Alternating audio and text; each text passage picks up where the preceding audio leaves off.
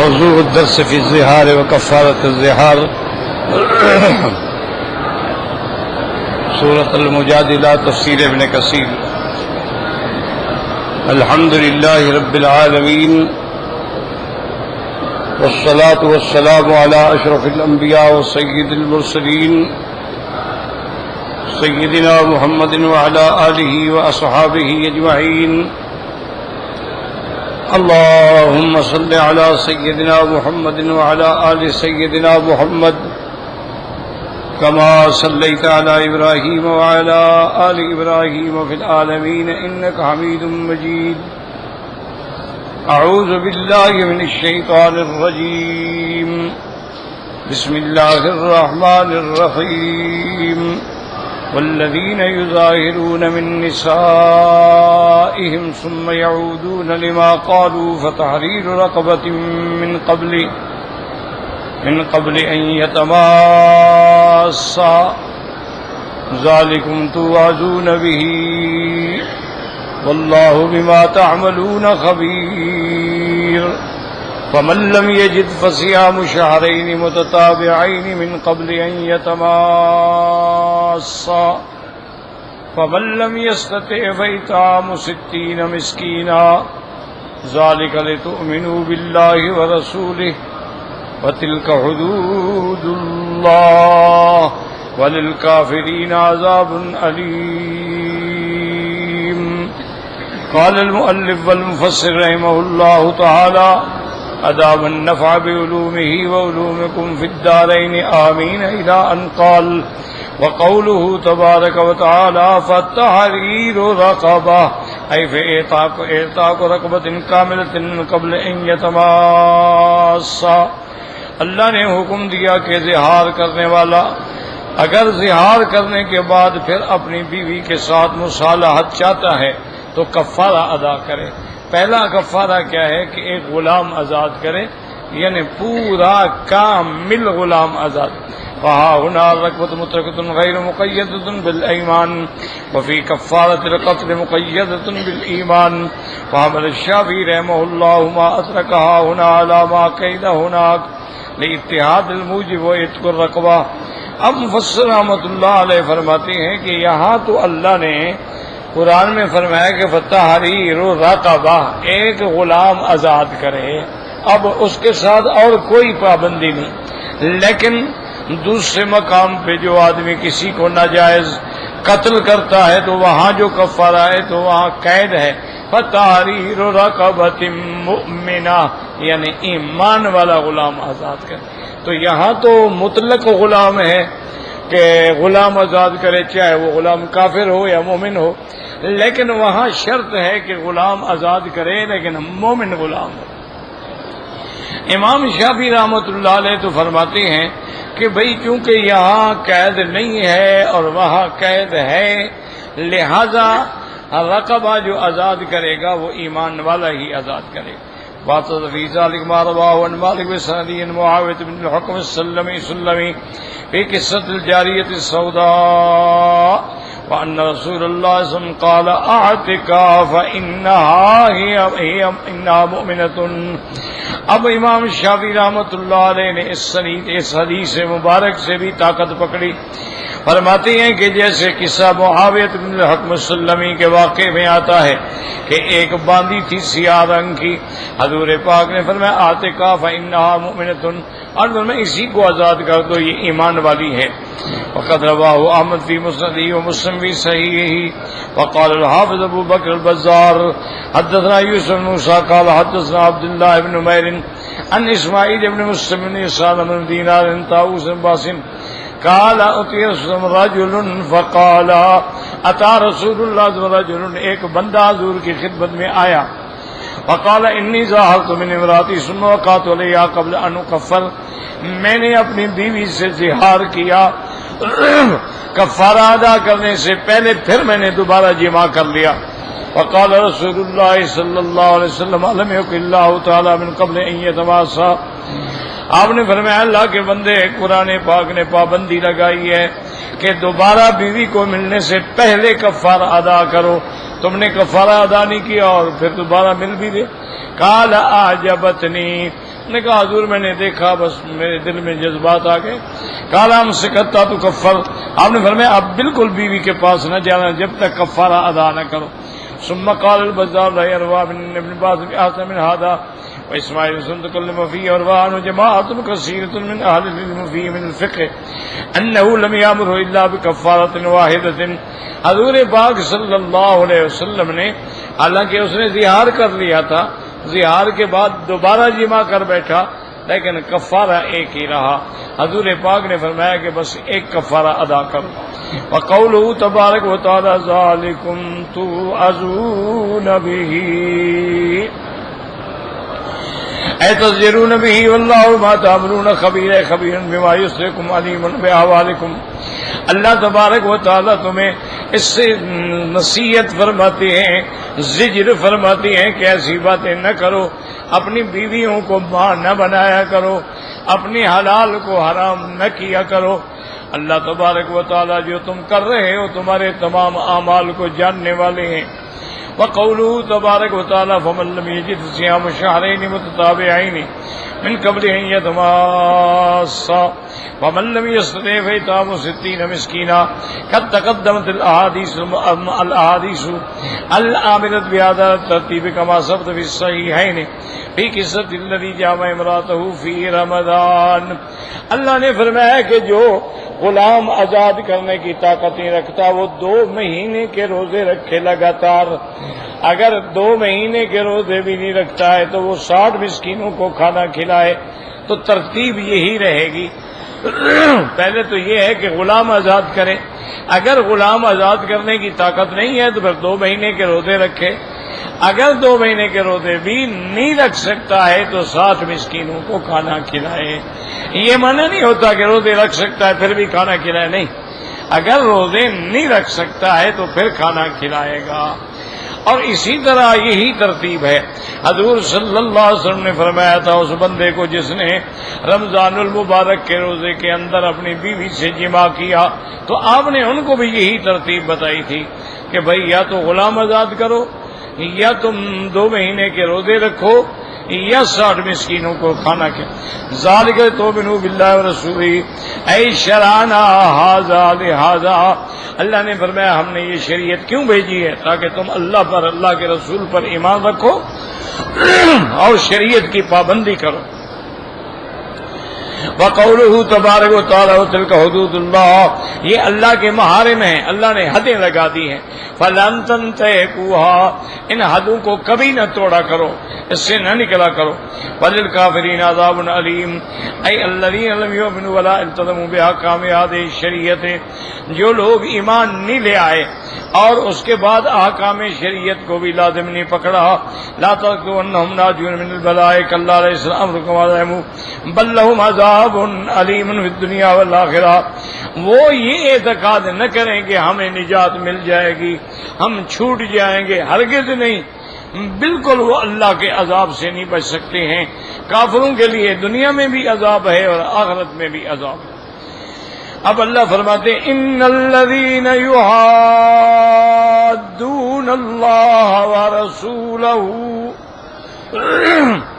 کبتوا کما کبت الذین من قبلہم وقد انزلنا آیات بینات وَلِلْكَافِرِينَ عَذَابٌ مُّهِينٌ يَوْمَ يَبْعَثُهُمُ اللَّهُ جَمِيعًا فَيُنَبِّئُهُم بِمَا عَمِلُوا أَحْصَاهُ اللَّهُ وَنَسُوهُ وَاللَّهُ عَلَى كُلِّ شَيْءٍ شہید. الم تر ان اللہ یعلم ما فی السماوات وما فی الارض ما یکون من نجوى ثلاثة الا هو رابعهم ولا خمسة الا هو سادسهم ولا ادنى من ذلك ولا اکثر الا هو معهم إلا هو معهم أينما كانوا ثم ينبئهم بما عملوا يوم القيامة إن الله بكل شيء عليم۔ اب اللہ تبارک و تعالی نے ان آیات مبارکہ میں ارشاد فرمایا ہے ان لوگوں کے بارے میں جو اللہ تبارک و تعالی سے معاہدات، کیا مانا کہ حکم شریعت ایک جانب میں ہے، یہ دوسری جانب، اس کو معاہدات بھی کہتے ہیں، اس کو معاہدات بھی کہتے ہیں، اور اسی طرح دوسرے مقام پہ لفظ آیا ہے وَمَن يُشَاقِقِ الرَّسُولَ۔ یشاقق الرسول کا معنی یہ ہوتا ہے کہ پیغمبر ایک شک میں ہے اور یہ ایک شک میں ہے، یہی معنی ہے یحادون اللہ ورسولہ، یہ اللہ کے رسول سے عناد کر رہے ہیں۔ اللہ نے فرمایا ان کی سزا کیا ہے، کبتو۔ یاد رکھیں کہ مفسرین کرام نے کوبتو کے معنی میں بعض علماء فرماتے ہیں کوبتو کا معنی اہلکو، ہلاک ہو گئے اللہ کے رسول کی مخالفت کرنے والے۔ بعض فرماتے ہیں کوبتو کا معنی ہے عذبو، عذاب میں آ گئے، ان کو عذاب دیا جائے۔ اور بعض مفسرین فرماتے ہیں کوبتو کا معنی اذلو، وہ ذلیل ہو جائیں گے۔ اور بعض علماء نے فرمایا کوبتو کا معنی ہے اخذو، ان کو اللہ رسوا کر دیں گے دنیا و آخرت میں۔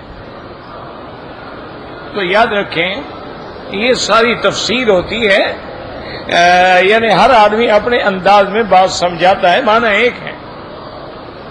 اللہ کے قرآن کے ترجمہ کوئی نہیں بدل سکتا، لیکن سمجھانے کا انداز اپنا ہوتا ہے، الفاظ اپنے ہوتے ہیں، ورنہ جو معنی ہے وہ یہی ہے کہ ان الذین یحادون اللہ ورسولہ کبتوا کما کبت الذین من قبلہم، جو ان سے پہلے تھے جنہوں نے اللہ رسول سے عناد کیا، اللہ نے ان کو بھی ہلاک کر دیا، یہ بھی ہلاک۔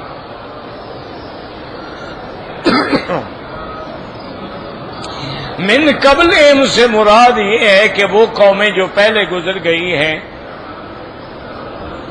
جیسے قوم نوح علیہ السلام ہے، قوم عاد ہے، قوم سمود ہے، قوم لوط ہے، قوم فرعون ہے، اسی طرح اصحاب الرس ہیں، اسی طرح مؤتفقات ہیں، اور بھی جتنی قومیں گزری ہیں، اللہ نے فرمایا جیسے وہ ہلاک ہو گئے، برباد ہو گئے، ذلیل ہو گئے، تم بھی اسی طرح ہو۔ ایک بات یاد رکھیں کہ آج کل دشمنان اسلام نے ایک نئے انداز میں پراپگنڈا شروع کیا ہے۔ بدقسمتی یہ ہے کہ تمام وسائل جو ہیں وہ کافروں کے ہاتھ میں ہیں۔ تمام دنیا کا یعنی الیکٹرانک میڈیا ہو یا پرنٹ ہو، سارے کا سارا پوری دنیا میں جو ہے وہ یہودیوں کے پاس۔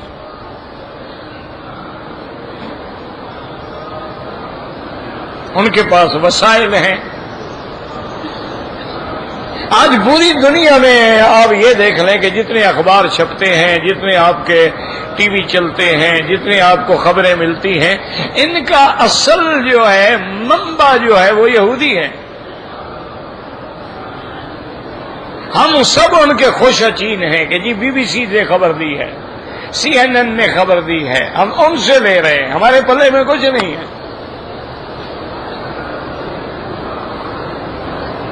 اچھا، مسلمان جن لوگوں کو اللہ نے دولت سے نوازا ہے، دنیا سے نوازا ہے، انہوں نے دوسرے ملکوں میں جا کے بڑی بڑے پلازے بنا لیے، بڑے بڑے بلڈنگیں خرید لی، بڑے بڑے کمرشل مقامات خرید لیے، لیکن اس طرف توجہ نہیں آئی۔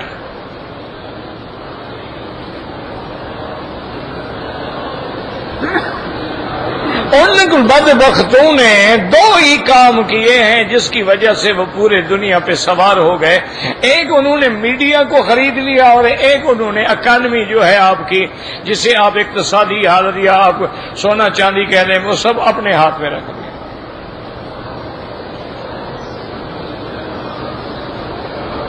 اب دیکھو نا، ایک چھوٹی سی مثال تاکہ آپ کے دماغ میں بیٹھ جائے۔ آپ کے ملک میں ایک آدمی مل لگاتا ہے، اس میں 1000 مزدور ہے۔ اب وہ 1000 مزدور تو ایک آدمی کے تابع ہے نا، چھٹی دے گا چھٹی ہے، کام کہے گا کام ہے، تنخواہ بڑھا دے گا مہربانی، بونس دے دے گا اور مہربانی، نہیں دے گا مہربانی۔ ایک بندہ جو ہے اس کے ہاتھ میں ہے۔ آپ کے علاقے میں ایک جاگیردار ہے، اس کا 2000 مزیرہ ہے، اس کے ہاتھ میں ہے۔ اب وہ چاہے مزیرہ جو ہے اس نے ایسا جکڑا ہوا ہوتا ہے کہ کام بھی لیتا ہے، قرضہ دیتا ہے، اور قرضہ بڑھتا رہتا ہے۔ پھر وہ غریب قرضہ ادا نہیں کر سکتا ہے، کہتا ہے ٹھیک ہے اپنی لڑکی ہمارے گھر میں رکھو جب تک قرضہ نہیں دیتے ہو، اور آدمی مجبور ہے، حاری ہے، مزدور ہے، کیا کریں؟ اچھا، اگر کسی نے انکار کیا، اس پر چوری کا الزام لگا کے تھانے پہ پکڑوا دیا، مرایا، خوب ذلیل کیا، جیل بھجوا دیا، اب اس کے بیوی بچے خود اس کے گھر پڑے ہوئے ہیں،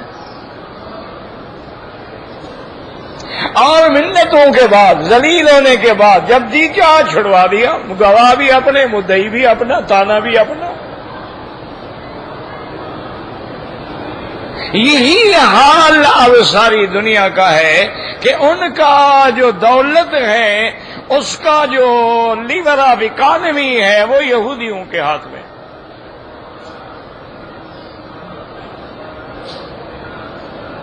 جس ملک میں وہ چاہیں یورو بڑھا دیں، ڈالر بڑھا دیں، ین بڑھا دیں، روپیہ گھٹا دیں، ٹکا بڑھا دیں، اس کو بڑھا دیں، اس کو گھٹا دیں، گیم ہے وہ کھیل رہے ہیں۔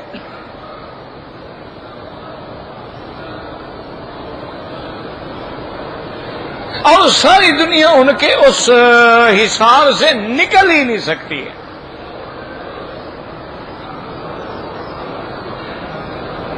اسی طرح ساری دنیا کا جو اہم اخبارات ہیں جو پوری دنیا میں پڑھے جاتے ہیں، یہ نہیں ہمارے جو چھوٹے موٹے اخبار ہوتے ہیں بیچارے، سارے عالم میں جو پڑھے جاتے ہیں وہ ان کے ہاتھ میں۔ اچھا، وہ کوئی گھاٹے میں نہیں ہے، وہ کماتے ہیں الٹا، لیکن ہر ملک میں ان کا نمائندہ ہے۔ تمہارے ملک میں کتا مر جائے وہ خبر دے دیں گے، تمہیں بھی پتہ نہیں ہوگا۔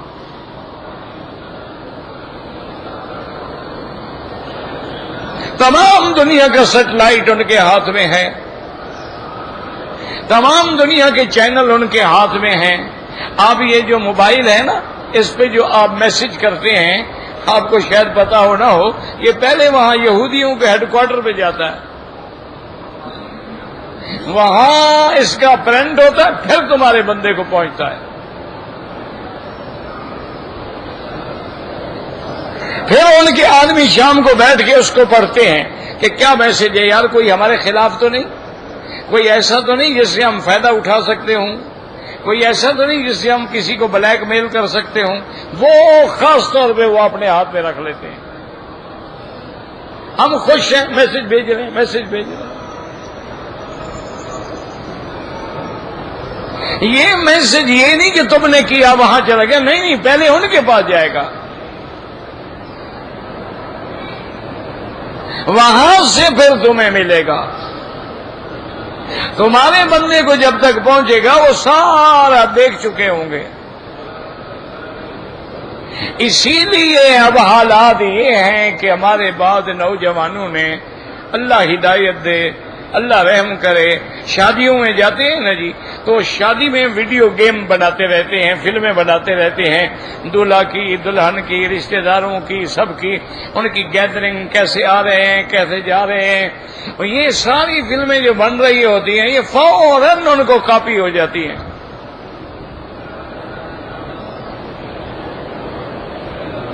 اور کمپیوٹر کا اتنا کمال ہے کہ وہ جو چاہے دکھا دے، یعنی تمہاری دلہن کے کپڑے اتار دے، بغیر کپڑوں کے دکھا دے۔ وہ جب چاہتے ہیں کہ ہم نے اس کو بدنام کرنا ہے، اسی وقت یوٹیوب پہ ڈال دیں گے، ساری دنیا میں اس کا فوٹو جو ہے وہ آ جائے گا۔ ہم مسلمان بس خوش ہیں، موبائل ہے ہمارے پاس جی، ہم حرم میں ہیں، گانے لگے ہوئے ہیں، میوزک بج رہا ہے، اللہ کا کعبہ بھی سامنے ہے، ہم آئے بھی عمرے پہ ہیں ماشاءاللہ۔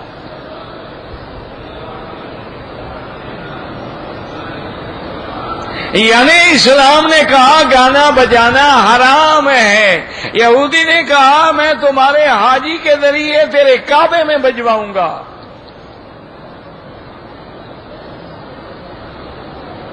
اسلام نے کہا کہ سرکار دو عالم کی لا ترفعوا اصواتکم فوق صوت النبی، میرے مدنی کی آواز سے بھی اپنی آواز اونچی نہ کرو۔ اس لیے علماء نے لکھا ہے کہ آپ اگر مدینے پاک کے حرم میں ہیں اور صلاۃ و سلام پڑھنے جا رہے ہیں تو آپ اپنے پاؤں آرام سے رکھیں، دھپ دھپ کر کے نہ چلیں، تیرے پاؤں کی آواز پیدا نہ ہو، کہیں اللہ تیرے عمل برباد نہ کر دے۔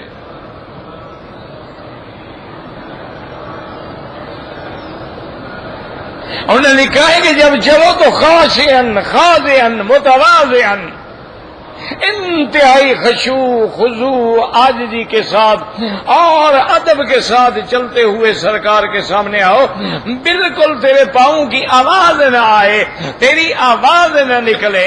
یعنی حتیٰ کہ ایک روایت میں آتا ہے سیدنا ابی ہریرہ رضی اللہ تعالی عنہ جو عاشق رسول اللہ ہے، جو سب سے بڑا راوی ہے، وہ مدینے پاک کے حرم میں بیٹھے ہوئے حدیث مبارک پڑھا رہے تھے تو بی بی عائشہ کو حجرے میں آواز پہنچی، آپ نے اپنی باندی کو بھیجا کہ ابو ہریرہ کو جا کے کہو کہ ایسا حدیث پڑھاؤ، لا تو دے رسول اللہ، حضور کو ایذا دینا چاہتے ہو، خبردار آواز اونچی مت کرو، حدیث پڑھا رہا ہے۔ حضرت سیدنا امیر المؤمنین عمر رضی اللہ تعالیٰ عنہ کھڑے ہیں، دو آدمی آپس میں جیسے باتیں کرتے ہیں، جب یہاں شروع ہوتے ہیں ماشاءاللہ حرم شریف میں بیٹھے ہیں، ماشاء کس سے کہانی آئے لگی ہوئی ہے، حاجی صاحبان سارا عمل جو کرتے ہو ان قصے کہانیوں کی وجہ سے برباد ہو کے خالی نکل جاتے ہو مسجد سے۔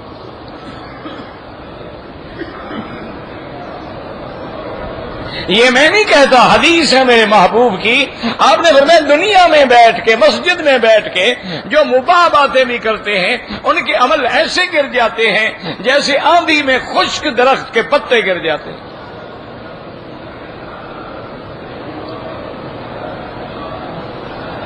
اب دو آدمی تھے تو حضرت امیر المؤمنین نے عمر رضی اللہ تعالی عنہ نے ایک آدمی کو فرمایا ان دونوں کو لے آؤ،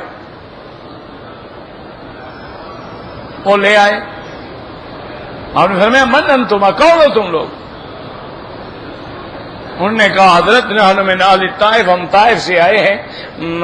تو آپ نے فرمایا واللہ، قسم کھا رہا ہے عمر، فرمایا واللہ لو انتما من اہل المدینہ لاوجعتکما، خدا کی قسم اگر تم مدینے والے ہوتے تو آج عمر تمہاری چمڑی ادھیڑ لیتا۔ تم مدینے میں حرم میں مسجد میں کھڑے ہو کے زور زور سے چیخ رہے ہو، تمہیں پتہ نہیں ہے کہ یہاں سرکار دو عالم کی قبر مبارک ہے؟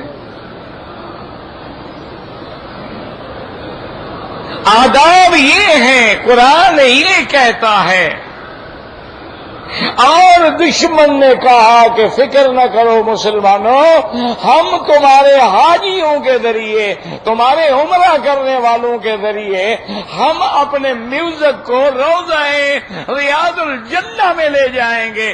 ریاض الجنہ میں بیٹھا ہے اور ٹیلی فون پہ ماشاءاللہ میوزک بج رہا ہے۔ بے حس مسلمان، بے غیرت مسلمان، بے ادب مسلمان جو محمد کے روضے کا بھی حیا نہ کرے. خدا کے لیے ایسے عمرے سے نہ آئے، عمرے پر بہتے رہے. کہ بیرون درچے کر دی کہ درود خانہ آئی، کہ باہر تم کیا کر رہے تھے کہ اندر بھی آ گئے ہو. تم سے ٹیلی فون بند نہیں ہوتا، تم سے وائبریشن پہ نہیں لگایا جا سکتا، سائلنٹ پہ نہیں لگایا جا سکتا، سامد پہ نہیں لگایا جا سکتا. اتنے بڑے تم ماشاءاللہ ملک کے پی ایم ہو، تمہاری ہارڈ لائن چل رہی ہے، اگر 1 گھنٹہ نہ سنا تو ملک میں انقلاب آ جائے گا. خدا کا خوف کرو، حیا کرو. اگر اتنے بے ادب ہو، خدا کے لیے مجھے ڈر ہے عمرے کے ثواب کے بجائے اللہ اپنے عذاب میں نہ پکڑ لے.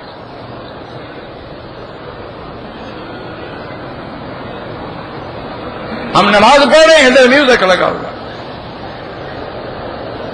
سب کی نمازیں برباد ہیں، توجہ ادھر ہو گئی. نہ بھی کرو، انسان ہے نا، کان میں جب آواز آئے گی توجہ تو جائے گی نا.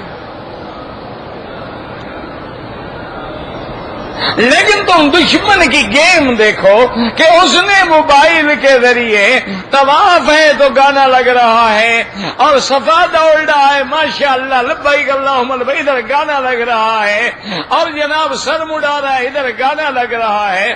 محمد مدنی کے روضے میں ہے تو گانا لگ رہا ہے، ریاض الجنہ میں ہے تو میوزک بج رہا ہے. اور ظالموں تمہیں پتہ نہیں ہے اس میوزک ٹیون کے اندر انہوں نے اپنی سروس ڈالی ہوئی ہے. بعض میوزک وہ ہیں جو نصارہ اور یہودی کی عبادت کے وقت لگائے جاتے ہیں،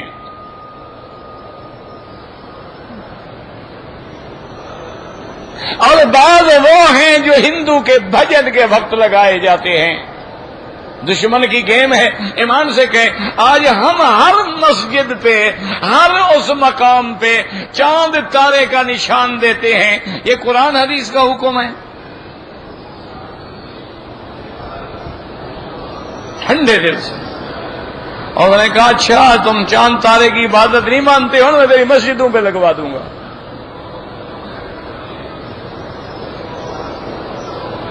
نہ کرو.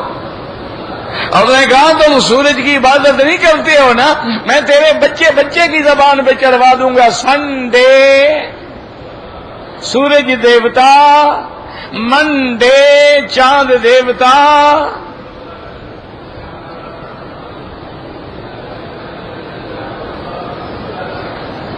دشمن اتنا ذہین ہے اور ہم اتنے بے عقل ہیں کہ دولت اور دولت اور دولت اور پیسہ اور پیسہ اور پیسہ، پتہ نہیں قبر میں ساتھ رہ جائیں گے، کہاں ساتھ رہ جائیں گے. اس نے پوری دنیا کا ہر جینیس آدمی خرید لیا ہے. اس کو پتا ہے کہ ایک آدمی کام کا ہو وہ سارے علاقے کو کنٹرول کر سکتا ہے.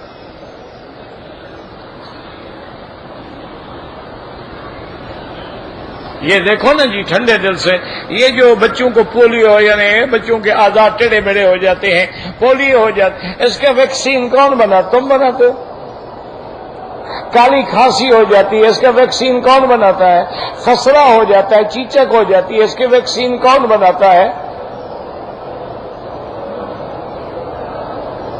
مسلمان کیا بناتے ہو؟ یہی کہ بھئی جب کپاس کے پیسے آ گئے، کسی کی لڑکی اغوا کر لی، کسی کو قتل کر دیا، مقدمے ہو گئے، ماشاءاللہ دونوں برباد ہو گئے.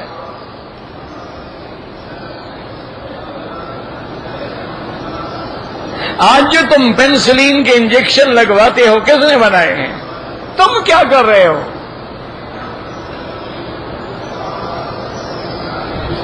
آج خدا نہ کرے ہڈی ٹوٹ جائے، تم نے ایکس رے کرانا ہے، ایکس رے کس نے بنایا ہے؟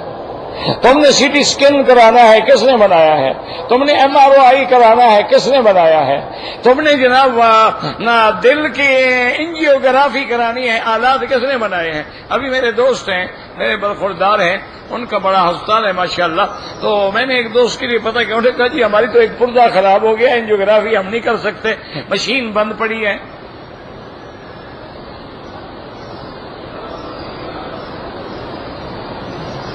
یہ ماشاءاللہ مولوی صاحبان بھی پیر صاحبان بھی جن کاروں پہ چڑھتے ہو، ان کا پردہ ٹوٹ جائے کہاں سے آئے گا؟ جس ہوائی جہاز پہ اڑ کے آتے ہیں اس کا رولز رائس کا انجن کون بناتا ہے؟ اور کیسے انتظام کیا ہے ماشاءاللہ کہ حاجی احرام میں ہے لبیک اللہم لبیک، اور ایئر ہوسٹس مسکرا کے کھانے پیش کر رہی ہے، اور حاجی ماشاءاللہ ہضم فرما رہے ہیں اور مزید بھی مانگ رہے ہیں، 2 مور کچھ اور بھی لے آؤ، کم سے کم نازے کے ہاتھوں سے ہاتھ تو لگ جائیں گے نا، تاکہ عمرہ تو اچھی طرح برباد ہو جائے نا۔ ان کو مرد نہیں ملتے اسٹیوارڈ کے جس جہازوں میں عمرے والا جا رہا ہے حج والا جا رہا ہے، انہی کے اندر 2-4 مرد بھیج دیا کریں۔ انہوں نے کیسے انتظام کیا ہے کہ مریض ہے تو نرس آئے گی، سسٹر آئے گی، کیوں مرد کا نہیں کر سکتا؟ اچھا، اور ولادت ہے، بچہ پیدا ہونا ہے، ڈاکٹر آئے گا۔ کیسا سسٹم بنایا ہے؟ مریض ہوگا لڑکی آئے گی، اور اگر بچہ پیدا ہونے کا وقت آئے گا ڈاکٹر آئے گا۔ او بھائی ڈاکٹر کیوں؟ نے کہا جی عورت اپنی ہم جنس عورت کی تکلیف دیکھ کے برداشت نہیں کر سکتی، اس سے کبھی کبھی ولادت میں غلطی ہو جاتی ہے، اس لیے مجبور ہے کہ مرد کھڑا کرنا پڑتا ہے۔ او یار جب تک یہ ڈاکٹر نہیں تھے تو ولادت تو ہوتی تھی نا، بچے بھی پیدا ہوتے تھے، اور آج سے زیادہ صحت مند تھے۔ ہم تو دیہاتی لوگ ہیں نا، بلوچ لوگ ہیں، جاہل لوگ ہیں، بستیوں کے رہنے والے، کچوں کے رہنے والے۔ ہمارے ہاں تو وہ بیچاری گندم کاٹ رہی ہے، وہیں بچہ پیدا ہو گیا، وہیں بچہ جناب اٹھایا، بچے کو لیا، اور گندم کی گٹھڑی بھی سر پہ ہے، بچہ اٹھا کے بھی گھر میں آ گئی، ٹھیک ٹھاک ہے۔ اچھا، اس کو کبھی بیماری نہیں ہوئی، کبھی کینسر نہیں ہوا، کبھی ٹیومر نہیں ہوا، کبھی برسٹ کینسر نہیں ہوا۔ جن کو تم نے بڑا شیشو میں پالا ہے نا، انہی کو بیماریاں ہوتی ہیں۔ وہ محنت کرتی ہے، چلتی ہے، پھرتی ہے، شام تک سارا خون خود بخود صاف ہو گیا۔ اس نے اٹھایا جناب 1 کلو گھی خالدار گرک کے پی گئی، ساری توانائی کو خیال کرنا کولیسٹرول ہو جائے گا، ڈالڈا کھاؤ تاکہ جلدی مر جاؤ گے، بالکل رگیں خشک ہو جائیں گی انشاءاللہ۔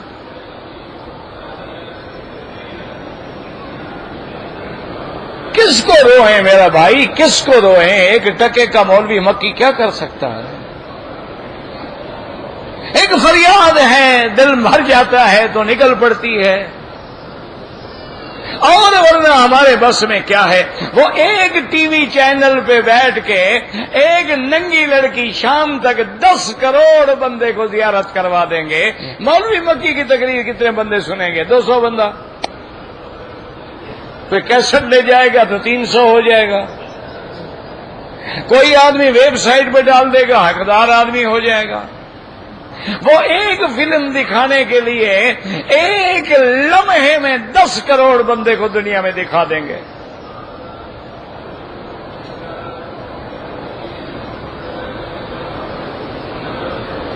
تو جب سب کچھ ان کے ہاتھ میں ہے تو پھر تقریریں ہیں، بس ہم کر رہے ہیں، آپ بھی کر رہے ہیں۔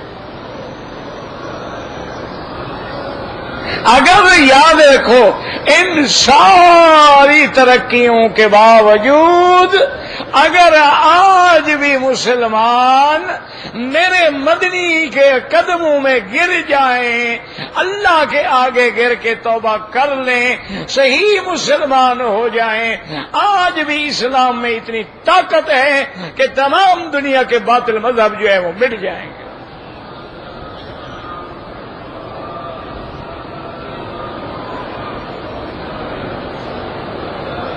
ورنہ اب دیکھو جی، ایک لڑکی برقع پہنتی ہے، اس کو کیا تکلیف ہے؟ بھائی اگر تمہاری لڑکی نہیں پہنتی، آزادی ہے تو پہننے والوں کو بھی آزادی ہے۔ نہیں، وہ تو آزادی نہیں ہے نا، وہاں آزادی نہیں ہے۔ بھائی تم اگر سڑکوں پہ کھڑے ہو کے ناچ کرو، وہ آزادی ہے۔ مسجد میں اسپیکر کی آواز اونچی نہ کرو،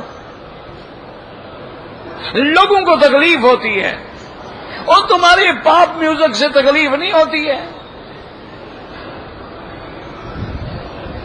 تمہاری ان گندی حرکتوں سے تکلیف ہے. اور نہیں جی، یہ مذہبی دل آزاری ہوتی ہے. مسلمان بھی کہتے ہیں ہاں ٹھیک ہے یار، بات تو ٹھیک کہتے ہیں، چلو سپیکر بند کر دو، اچھی بات ہے. ایک دن کہیں گے نماز پڑھتے ہو، آج ہی اخبار میں پڑھ رہا تھا، انہوں نے کہا جی سڑک پہ نماز کا وقت ہو جائے یا شہر کی کسی گلی میں ہو جائے، وہاں نماز تم نہیں پڑھ سکتے ہو. بھائی نہیں پڑھ سکتے ہو کہاں کریں؟ مسجدیں بنانے نہیں دیتے ہو، جہاں ٹائم ہو جائے گا تو ہم کیا کریں؟ انہوں نے کہا نہیں، جب گھر جاؤ پھر جا کے پڑھ لینا. یعنی ہمیں آزادی نہیں ہے، ان کو آزادی ہے کہ اگر کھلے ہوئے پارک میں کوئی لڑکا لڑکی بدفعلی کرے، دیکھنے والا مجرم ہے، وہ بدفعلی کرنے والا مجرم نہیں ہے. وہ کہتے ہیں وہ تو انجوائے کر رہے ہیں نا، تم نے کیوں مداخلت کی دیکھنے کے بعد؟ مت دیکھو، وہ جانے وہ رضامندی سے کر رہے ہیں. میرے خیال میں ایسے تو کتا کتی کو بھی حیا آتا ہوگا جیسے ان کو حیا نہیں آتا ہے. جانوروں کو بھی حیا آتا ہوگا، لیکن یہ ایسے کو بندر ہیں، ایسے جانور ہیں کہ ان کو تو حیا ہے نہیں. اس لیے اللہ فرماتے ہیں یاد رکھو، اگر تم نے بھی اللہ سے جنگ لڑی اور اللہ کے ساتھ مقابلے پہ آ گئے، تمہارا انجام بھی وہی ہوگا جو پہلی قوموں کا ہوا ہے. کبتوا کما کبت الذین من قبلہم. اللہ تعالی ہمیں دعا کریں عالم اسلام کو عذاب سے بچائے. اللہ عالم اسلام پہ رحمت نازل فرما دے.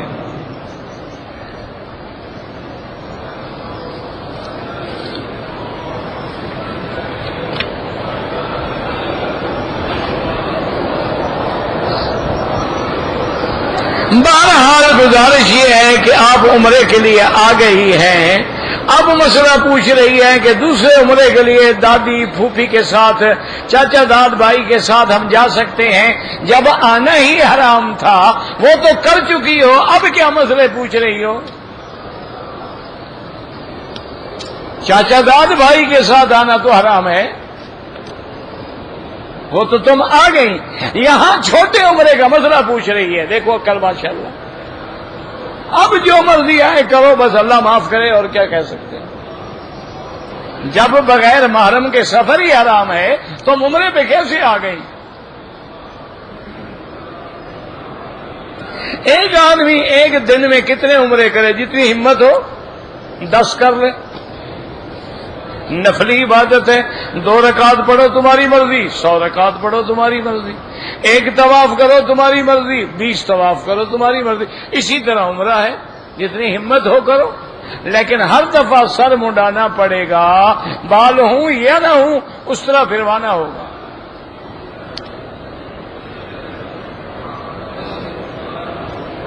اگر حج کے دنوں میں عورت کو حیض آ جائے کوئی بات نہیں، مینا جائے، عرفات جائے، مزدلفہ جائے، قربانی کرے، کنکری مارے، سب کام کرے، صرف طواف نہیں کر سکتی. جب پاک ہو جائے آگے طواف کر لے.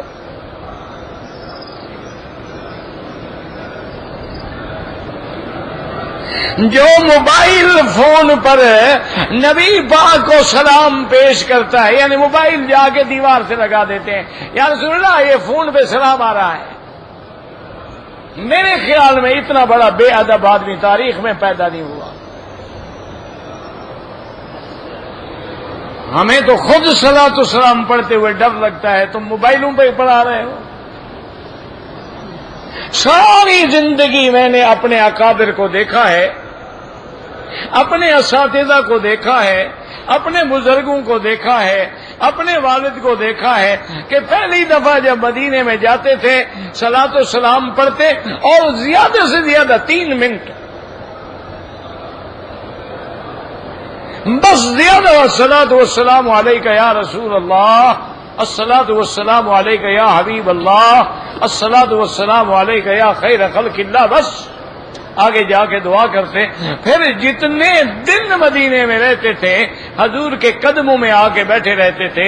عصر سے بیٹھتے تھے عشاء کے بعد تک وہیں بیٹھے رہے، نفل پڑھتے رہے، قرآن پڑھتے رہے، درود پڑھتے رہے. وہ کہتے یار بار بار سامنے جانے سے ڈر لگتا ہے، شرم آتی ہے، کوئی عمل ہے کیا کریں، کیسے جائیں. ایک دفعہ تو حکم ہے نا شریعت کا، سلام پڑھنا ہے پڑھ لیا. ہم موبائل پہ کھڑے ہیں، گانے گا رہے ہیں، نعتیں پڑھی جا رہی ہیں فلمی دھنوں میں، انا للہ و انا الیہ راجعون۔ کہو کہتی ہیں جی وہابی ہیں، اب کیا علاج ہے بھائی؟ یہ تو قیامت میں پتہ لگے گا نا کہ گستاخ اور بے ادب تم ہو یا ہم ہیں۔ آئے گی، قبر آئے گی، حشر آئے گا، میدان آئے گا، قیامت میں حضور کے سامنے بھی جانا ہے نا انشاءاللہ، پتہ لگ جائے گا نا کہ اہل بدعت کو حضور آنے دیتے ہیں۔ یاد رکھ لو اللہ کا کعبہ میرے سامنے ہے، حضور زانی کی شفاعت کریں گے، بدعتی کی شفاعت نہیں کریں گے۔ ایک بات یاد رکھ لو، تم لاکھ بدعتیں کرو، میلاد مناؤ، حضور بدعتی کی کبھی شفاعت نہیں کریں گے۔ حضور فرماتے ہیں میری طرف میری امت کے لوگ آ رہے ہوں گے، صحابہ ہٹائیں گے، میں کہوں گا چھوڑ دو، ان کو آنے دو، وہ صحابہ کہیں گے انک لا تدری ما احدثوا بعدک یا رسول اللہ، حضور آپ کے علم میں نہیں ہے آپ کی امت نے آپ کے بعد کیا کیا بدعتیں ایجاد کر ڈالی تھی۔ حضور فرماتے ہیں میں کہوں گا سوک اللہم، دور لے جاؤ ان کو پھر مجھ سے۔ یہ نہ سمجھنا ہم عاشق رسول ہیں، ہم جھوم جھوم کے سلام پڑھتے ہیں، حضور قریب بھی نہیں آنے دیں گے۔ آپ نے فرمایا شفاعتی لأہل الکبائر من امتی، میری شفاعت کبیرہ گناہ والوں کے لیے ہے لیکن بدعت والے کے لیے نہیں ہے۔ اور یہ بھی یاد رکھ لو بڑے سے بڑا گناہگار توبہ کر لیتا ہے لیکن بدعتی کبھی توبہ نہیں کرتا، وہ توبہ سے محروم ہو جاتا ہے۔ کیوں؟ اس کام کو تو دین سمجھ رہا ہے، دین سے کیسے توبہ کرے؟ گناہگار گناہ کو گناہ سمجھتا ہے، وہ تو سمجھتا ہے بھی قبروں پہ جانا عبادت ہے، چڑھاوا چڑھانا عبادت ہے، چادریں ڈالنا عبادت ہے، دھمال کھیلنا عبادت ہے، اور جناب کھڑے ہو کے صلاۃ و سلام پڑھنا عبادت ہے۔ عبادت سے کیسے توبہ کریں؟ اس لیے صاحب بدعت جو ہیں وہ توبہ سے بھی محروم ہو جاتے ہیں، لیکن کعبے میں ہو دعا کرو اللہ ان سب کو ہدایت دے، اللہ ان کو صراط مستقیم دے۔ وہ بیچارے بھی عشق رسول چاہتے ہیں لیکن سڑک غلط اختیار کر لی۔ دیکھو نا جی، تم نے مدینے پاک جانا ہو، جدے کی سڑک پہ گاڑی دوڑاؤ، مدینہ سے نہیں آئے گا۔ مدینہ تو تب ملے گا جب مدینے والی پٹڑی پہ چلو گے، میرا مدنی تو تب ملے گا جب سنت والی پٹڑی پہ چلو گے۔ جب پٹڑی ہی بدعت والی ہے وہ تو جہنم میں جا رہی ہے، کل بدعت ضلالہ وکل ضلالۃ فی النار۔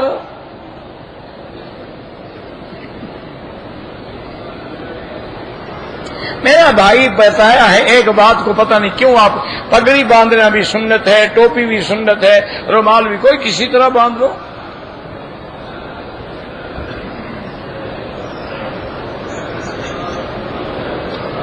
ایک آدمی نے 2 رکعت نفل کی نیت کر لی، ابھی سجدے میں نہیں گیا تھا یا گیا اور نماز کھڑی ہو گئی، اس نے اپنی نماز توڑ دی۔ اب نماز کے بعد پھر پڑھے 2 رکعت بس، اور کوئی حل ہی نہیں۔ بالکل، کیونکہ جب نفل کی نیت کر لو وہ واجب ہو جاتی ہے۔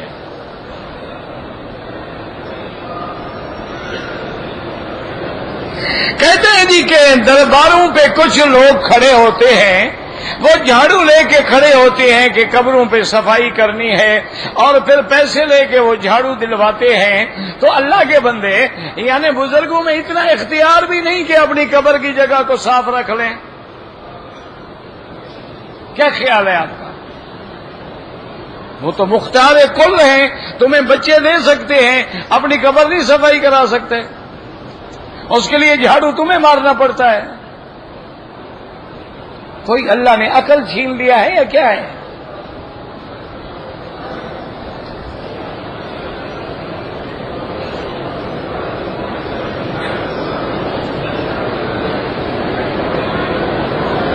کہتا ہے جی کہ علماء سے ملا کریں، تو ٹھیک ہے ملا کریں، بس بات ختم ہوگی، اور کیا ہے۔ میں اپنے ساتھ بیر شفا لے کے آیا ہوں۔ بیر شفا پتہ نہیں کیا ہوتا ہے، ہم نے تو نہیں سنا بیر شفا کیا ہے بھائی. بہرحال ہم نے تو سنت میں یہ سنا ہے مدینے پاک کی کھجور ہدیہ ہے، مکے کا زمزم ہدیہ ہے.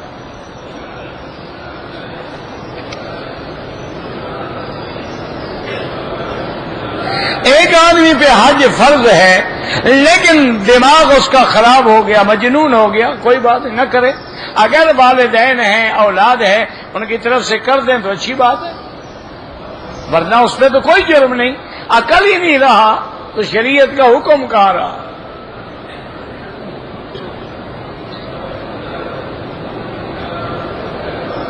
کہتے جی کہ میرا بیٹا اچھے عہدے پہ ہے، پتہ نہیں جادو ہو گیا، نظر لگ گئی. اللہ عالم بھائی، مجھے تو خود پتہ نہیں لگتا.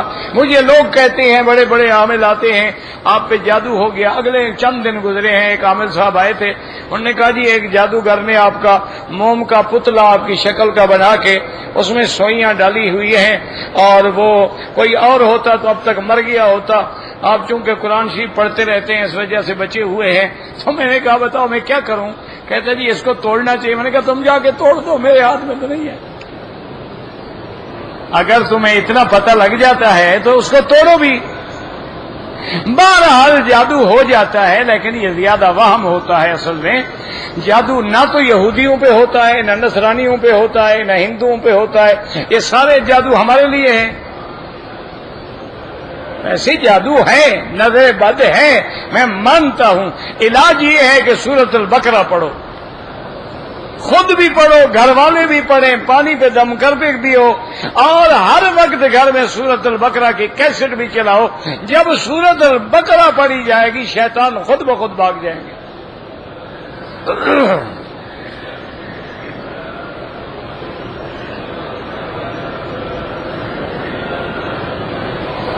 اگر ایک عورت پرانا زیور دے کے نیا لے، اس کی قیمت کرا لے، نئے کی بھی قیمت کرا لے، پھر ٹھیک ہے. بھئی یہ ہے 2000 کا، نیا ہے 3000، 2000 میں بیچ دو، 3000 میں نیا خرید لو.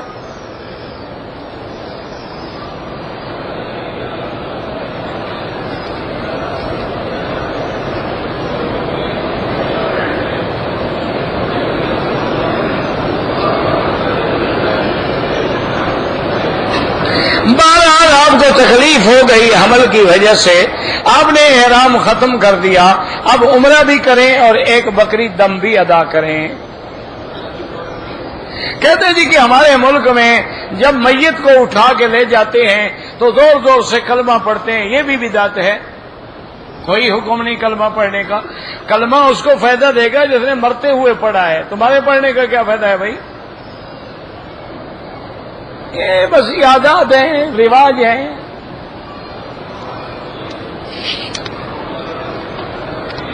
حجر اسود کی پٹی ختم ہو گئی ہے تو کعبۃ اللہ پہ انہوں نے 3 نشان لگا دیے ہیں.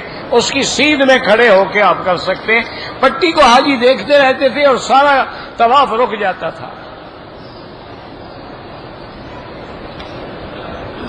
فاتحہ خلف الامام جو ہے، اگر حنفی ہے نہ پڑھے، شافعی ہے پڑھا کرے. ہم تو جھگڑے والے لوگ ہی نہیں ہیں.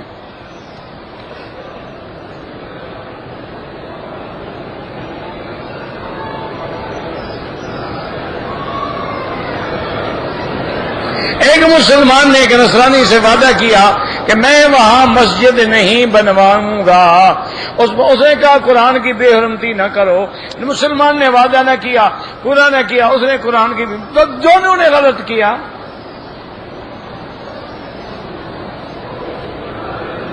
جبل رحمت کے اوپر چڑھنا ناجائز ہے.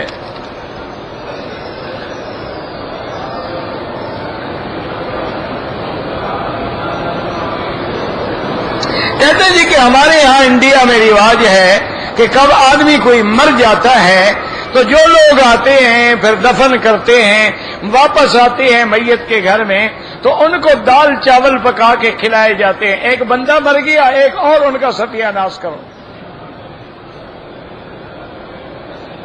3 دن تک ان کے گھر سے کھانا حرام ہے. اب تمہاری مرضی.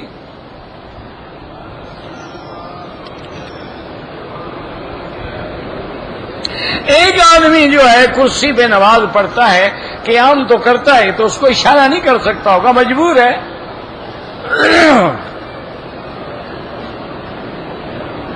آپ سے کوئی علیحدہ مسئلہ پوچھنا ہو تو آرام سے پوچھو نا.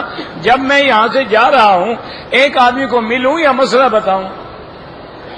جب نماز ہو جائے، عشاء ہو جائے، طواف ہو جائے، میں اوپر وہاں حرم میں بیٹھا ہوں، آ کے لاکھ دفعہ مسئلہ پوچھے.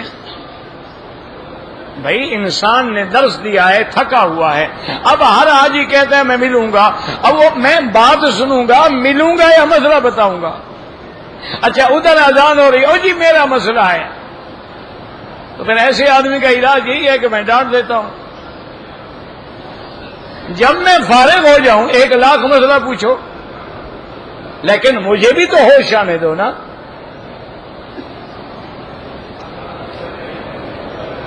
نفلی طواف میں رمل نہیں ہوتا.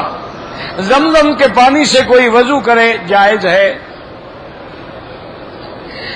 میں نے کراچی سے احرام باندھا، ٹوپی اتارنا بھول گیا، صدقہ کر دو، کچھ خیرات کر دو، پھر اتار دی جہاز میں.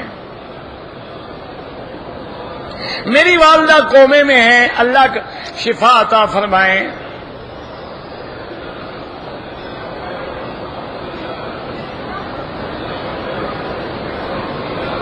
میں نے ایک مال 5 ریال میں لیا تھا، مال چائنا کا بنا ہوا ہے، میں نے جاپانی کہہ کر 50 ریال میں بیچ دیا، ماشاءاللہ خالص حرام کھایا.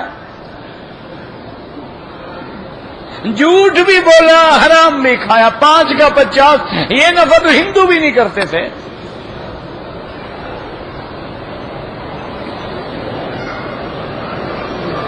میری یادداشت کمزور ہے، اللہ سے دعا مانگیں، زمزم بھی ہے. مردوں کو سونا پہننا کیوں منع ہے؟ وہ آخرت میں پہنیں گے. اللہ نے فرمایا جن کے لیے دنیا میں ہے ان کے لیے آخرت میں نہیں ہے.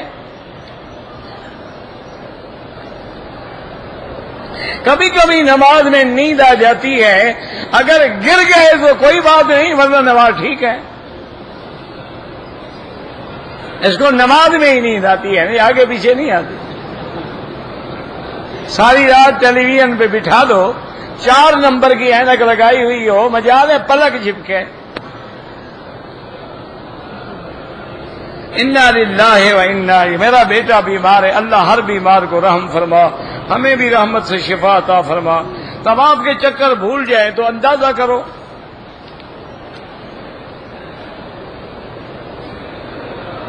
میری 2 بیویاں ہیں، میں ایک بیوی کے حقوق ادا نہیں کرتا ہوں، طلاق دے دو. کیوں؟ اب جب حقوق ادا نہیں کرتے ہو تو وہ تمہاری روٹی پکانے کے لیے گھر میں بیٹھی ہوئی ہے، چھوڑ دو. اسی لیے اللہ نے طلاق رکھی ہے نا، کہ بھئی اگر حقوق ادا نہیں ہو سکتے، فَإِنْ خِفْتُمْ شِقَاقَ بَيْنِهِمَا، یا سلو کراؤ یا پھر ختم کرو.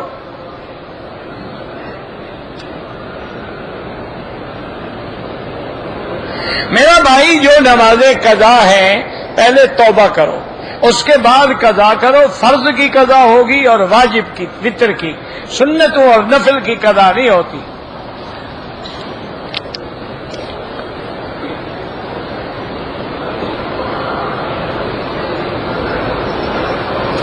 میں نے بیوی کو 7 سال پہلے 2 طلاق دی ہے. ماشاءاللہ جلدی مسئلہ پوچھنے آ گئے ہو.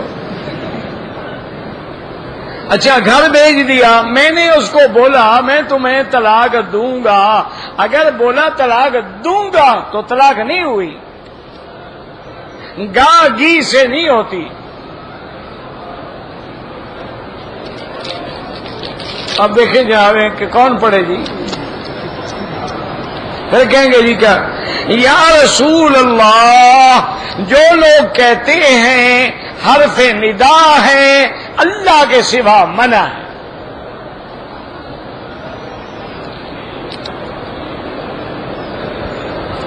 عمرے کا طواف کریں گے، مقام ابراہیم کے باہر ہو اندر ہو سب جائز ہے.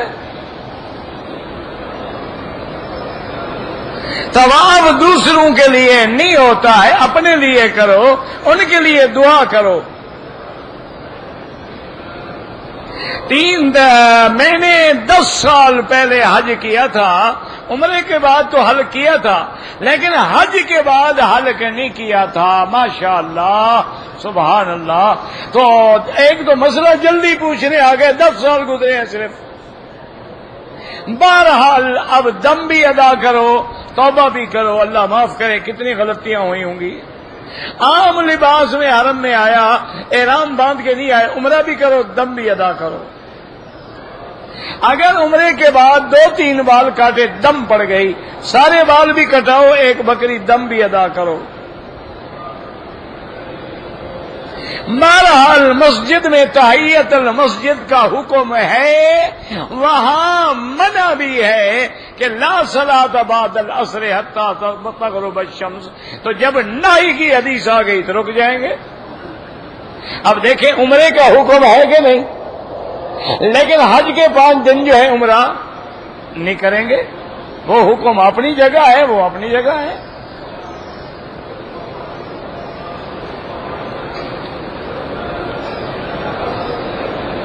جادو بھی قرآن میں ذکر ہے، حضور پاک پہ جادو ہوا ہے، جادو تو ہے، اور توڑ اللہ کا قرآن ہے۔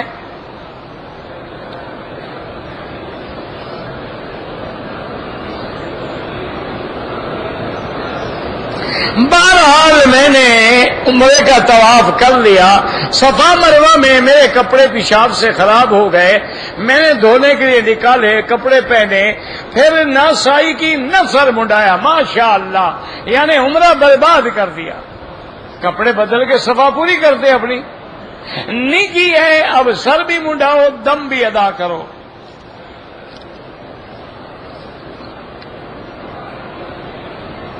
اگر عرفات دیکھنے کے لیے گیا ہے، واپسی پہ عمرہ ضروری ہے، کوئی ضروری نہیں۔ اللہ اکبر، اللہ اکبر، اللہ